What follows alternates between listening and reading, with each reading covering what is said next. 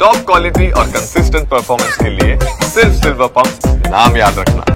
ಆವತ್ತು ಸದನದ ಸಂದರ್ಭದಲ್ಲಿ ಈ ವಿಚಾರವನ್ನು ಎತ್ತಲಿಕ್ಕೆ ಒಂದು ಚೀಟಿ ಬಂತಲ್ಲ, ವಿಪಕ್ಷ ನಾಯಕರ ಕಡೆಯಿಂದ ಬಂದಂಥ ಚೀಟಿ, ಅಂದರೆ ಆಡಳಿತ ಪಕ್ಷದ ನಾಯಕರ ಕಡೆಯಿಂದ ವಿಪಕ್ಷ ನಾಯಕರ ಕಡೆಗೆ ಬಂತಲ್ಲ ಚೀಟಿ. ಆ ಚೀಟಿ ರವಾನಿಸಿದಂಥವ್ರು ಯಾರು? ಆಡಳಿತ ಪಕ್ಷದವರೇ ಚೀಟಿ ರವಾನಿಸಿದರು. ಈ ಮಾತನ್ನ ಸದನದಲ್ಲಿ ಸುರೇಶ್ ಗೌಡ ಹೇಳಿದ್ರು. ತುಮಕೂರು ಗ್ರಾಮಾಂತರ ಶಾಸಕ ಸುರೇಶ್ ಗೌಡ ಸದನದಲ್ಲಿ ವಿಷಯ ಪ್ರಸ್ತಾಪಕ್ಕೂ ಮೊದಲೇ ಚೀಟಿ ಬಂತು. ಹೇಗೆ ಬಂತು ಈ ಚೀಟಿ? ಕಾಂಗ್ರೆಸ್ಸಿನ ಆಂತರಿಕ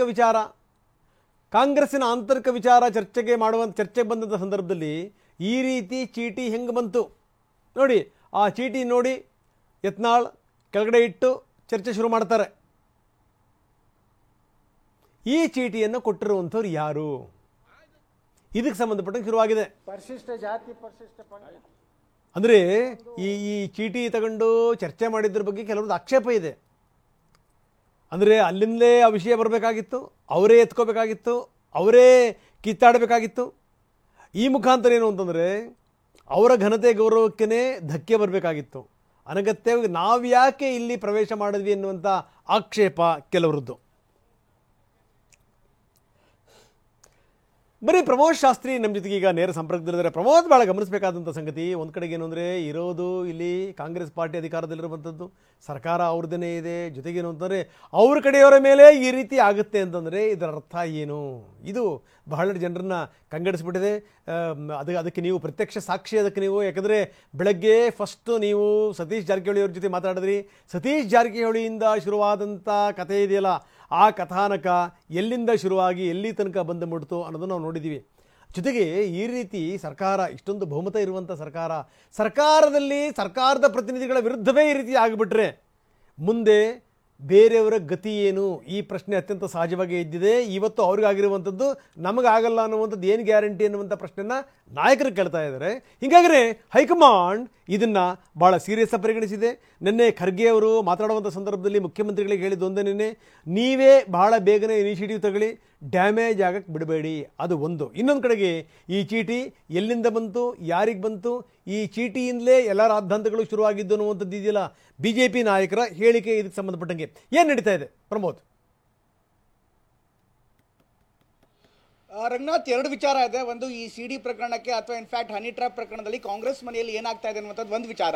ಅದರ ಜೊತೆಗೆ BJP ಮನೆಯಲ್ಲೂ ಕೂಡ ಇದೇ ವಿಚಾರ, ಅಂದರೆ ಹನಿ ಟ್ರ್ಯಾಪ್ನ ಆ ಚೀಟಿ ವಿಚಾರ ಕೂಡ ದೊಡ್ಡದಾಗಿ ಚರ್ಚೆ ಆಗ್ತಾ ಇದೆ. ಮೊದಲಿಗೆ ಕಾಂಗ್ರೆಸ್ ಬಗ್ಗೆ ಹೇಳೋದಾದ್ರೆ, ಕಾಂಗ್ರೆಸ್ನಲ್ಲಿ ಈಗಾಗಲೇ AICC ಅಧ್ಯಕ್ಷ ಮಲ್ಲಿಕಾರ್ಜುನ್ ಖರ್ಗೆ ಅವರು ನಿನ್ನೆ ಮುಖ್ಯಮಂತ್ರಿ ಸಿದ್ದರಾಮಯ್ಯನವ್ರನ್ನ ಭೇಟಿಯಾದಂತಹ ಸಂದರ್ಭದಲ್ಲಿ ಈ ವಿಚಾರವನ್ನ ವಿವರವಾಗಿ ಸಿದ್ದರಾಮಯ್ಯನವರು ಹೇಳಿದ್ದಾರೆ. ಇನ್ನು ಕಾಂಗ್ರೆಸ್ ಪಕ್ಷದಲ್ಲಿ ಈ ಒಂದು ವಿಚಾರದಲ್ಲಿ ಒಡೆದ ಮನೆಯಾಗಿದೆ. ಯಾಕೆಂದ್ರೆ ಕೆಲ ಹಿರಿಯ ಸಚಿವರು ಈ ರೀತಿ ಸದನದಲ್ಲಿ ಪ್ರಸ್ತಾಪ ಮಾಡಿದ್ದು ತಪ್ಪು ಅನ್ನುವಂಥ ನೇರವಾದಂಥ ಅಭಿಪ್ರಾಯವನ್ನ ಮುಖ್ಯಮಂತ್ರಿ ಸೇರಿದಂತೆ ಪಕ್ಷದ ಹಿರಿಯ ನಾಯಕರಿಗೆ ಕೊಟ್ಟಿದ್ದಾರೆ. ಯಾಕೆಂದ್ರೆ ಬೇರೆ ಬೇರೆ ವೇದಿಕೆ ಇತ್ತು, ಅದು ಕ್ಯಾಬಿನೆಟ್ ಇತ್ತು, ಮುಖ್ಯಮಂತ್ರಿಗಳಿದ್ರು, ಅಥವಾ CLPಲೇ ಹೇಳ್ಬೋದಾಗಿತ್ತು.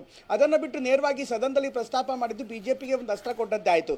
ಮತ್ತೊಂದು, ರಾಷ್ಟ್ರೀಯ ಮಟ್ಟದಲ್ಲಿ ಸಹಜವಾಗಿ ಪಕ್ಷಕ್ಕೆ ಮುಜುಗರ, ಸರ್ಕಾರಕ್ಕೆ ಮುಜುಗರ, ಜೊತೆಗೆ ಇದರ ರಾಜಕೀಯ ಪರಿಣಾಮ, ದೂರಗಾಮಿ ಪರಿಣಾಮ ಯಾವ ರೀತಿ ಇರುತ್ತೆ ಅನ್ನೋದು ಯಾರೂ ಕೂಡ ಊಹೆನೇ ಮಾಡಲಿಲ್ಲ. ಹೀಗಾಗಿ ಇದರಿಂದ ಸಾಕಷ್ಟು ದೊಡ್ಡ ಮಟ್ಟಿನ ಡ್ಯಾಮೇಜ್ ಆಗ್ತಾ ಇದೆ ಅನ್ನುವಂಥದ್ದು ಒಂದಿಷ್ಟು ಹಿರಿಯ ನಾಯಕರು ಹೇಳ್ತಾ ಇರುವಂಥ ಮಾತು. ಇನ್ನೊಂದಿಷ್ಟು ಹಿರಿಯ ನಾಯಕರು ಅಥವಾ ಮತ್ತೊಂದಿಷ್ಟು ನಾಯಕರು ಹೇಳ್ತಾ ಇರುವಂಥದ್ದು, ಸದನದಲ್ಲಿ ಪ್ರಸ್ತಾಪ ಮಾಡಿದ್ರಿಂದ ಈ ತರ ಹನಿ ಟ್ರ್ಯಾಪ್ ಹಾವಳಿ ಇನ್ನಾದ್ರೂ ಕೂಡ ಕಡಿಮೆ ಆಗುತ್ತೆ, ಅಟ್ಲೀಸ್ಟ್ ಅವ್ರಿಗೆ ಭಯನಾದ್ರೂ ಬರುತ್ತೆ, ಇಲ್ವಾದಲ್ಲಿ ಅವ್ಯಾಹತವಾಗಿ ಈ ರೀತಿಯಾಗಿ ನಡೆಯುತ್ತೆ ಅನ್ನುವಂಥ ಎರಡು ಅಭಿಪ್ರಾಯನೂ ಕೂಡ ಇದೆ.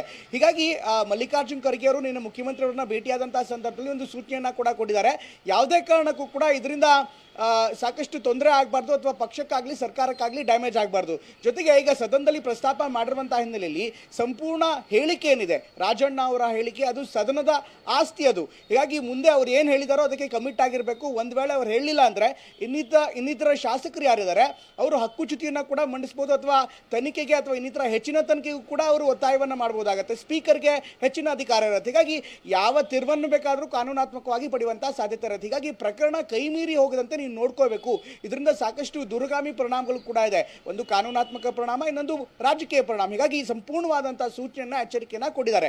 ಈ ನಿಟ್ಟಿನಲ್ಲಿ ಕ್ರಮ ಕೈಗೊಳ್ತೀವಿ ಅನ್ನುವಂಥ ಭರವಸೆಯನ್ನು ಕೂಡ ಮುಖ್ಯಮಂತ್ರಿಗಳು ಕೊಟ್ಟಿದ್ದಾರೆ. ಇನ್ನೊಂದು ಕಡೆಗೆ BJP ಮನೆ ಬಗ್ಗೆ ಹೇಳೋದಾದ್ರೆ ರಂಗನಾಥ್, ಈಗ ಚೀಟಿ ಬಂದಲ್ಲ, ಅದನ್ನ ಯತ್ನಾಳ್ ಅವರಿಗೆ ಚೀಟಿ ಕೊಟ್ಟಿರೋದನ್ನೇ ಸಾಕಷ್ಟು ಪ್ರಶ್ನೆ ಮಾಡ್ತಾ ಇದ್ದಾರೆ. ಯಾರು ಈ ರೀತಿ ಚೀಟಿಯನ್ನ ಕೊಟ್ಟಿರುವಂತದ್ದು, ಅದು ದೊಡ್ಡ ಪ್ರಶ್ನೆ ಆಗ್ತಾ ಇದೆ.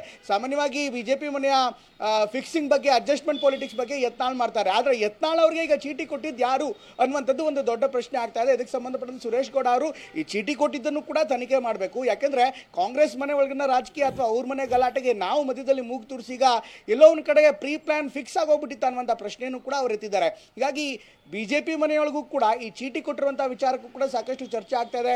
ಯಾರೋ ಬರ್ತಾರೆ, ಚೀಟಿ ಕೊಡ್ತಾರೆ, ಚೀಟಿ ಕೊಟ್ಟ ತಕ್ಷಣ ಕೂತ್ಕೊಂಡಿದ್ದವ್ರು ಎದ್ದು ನಿಂತು ಅದನ್ನ ಪ್ರಶ್ನೆ ಮಾಡ್ತಾರೆ. ಅದಾದ ಬಳಿಕ ರಾಜಣ್ಣ ಅವರು ಉತ್ತರ ಕೊಡ್ತಾರೆ. ರಾಜಣ್ಣ ಅವರು ಉತ್ತರ ಕೊಟ್ಟ ತಕ್ಷಣ ಹೋಮ್ ಮಿನಿಸ್ಟರ್ ಅದಕ್ಕೆ ಆನ್ಸರ್ ಮಾಡ್ತಾರೆ. ಅದಕ್ಕೂ ಮೊದಲು ಸತೀಶ್ ಜಾರಕಿಹೊಳಿ ಅವರು ಮಾತಾಡ್ತಾರೆ. ಹೀಗಾಗಿ ಎಲ್ಲವನ್ನೂ ಕೂಡ ನೋಡ್ತಾ ಇದ್ದಾರೆ. ಎಲ್ಲೋ ಒಂದು ಕಡೆಗೆ ಎಲ್ಲವೂ ಮೊದಲೇ ಪ್ರೀ ಪ್ಲಾನ್ ಆಗಿತ್ತು ಅನ್ನುವಂಥ ಅನುಮಾನ ಕೂಡ ಅನೇಕರಿಗೆ ಬರ್ತಾ ಇದೆ.